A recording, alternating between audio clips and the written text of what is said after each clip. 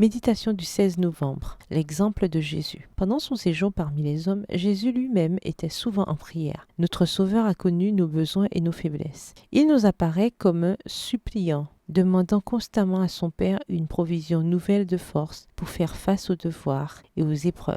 Il est notre modèle en toutes choses. Son humanité lui faisait de la prière une nécessité et un privilège. Il trouvait joie et consolation à communier avec son Père. Si le Sauveur des hommes, le Fils de Dieu, éprouvait le besoin de la prière, à combien plus forte raison ne devrions-nous pas, faibles pécheurs et mortels que nous sommes, sentir la nécessité de prier sans cesse et avec ferveur? Texte tiré du livre Vers Jésus, au chapitre 11, aux pages 142 et 143, livre écrit par Ellen G. White. Évidemment, nous en avons beaucoup plus besoin, surtout d'apprendre à prier comme Jésus priait, puisqu'il est notre exemple. Les disciples avaient l'habitude de voir Jésus prier et savaient que c'était de cette prière qu'il tirait sa force. Ainsi, Jésus priait un jour en un certain lieu et ils lui ont demandé « Seigneur, enseigne-nous à prier ». Luc 11, verset 1. Il leur a dit « Quand vous priez, dites, Notre Père qui est aux cieux, que ton nom soit sanctifié, que ton règne vienne, que ta volonté soit faite sur la terre comme au ciel. Donne-nous aujourd'hui notre pain quotidien. Pardonne-nous nos offenses comme nous aussi nous pardonnons à ceux qui nous ont offensés. Ne nous induis pas en tentation, mais délivre-nous du malin. »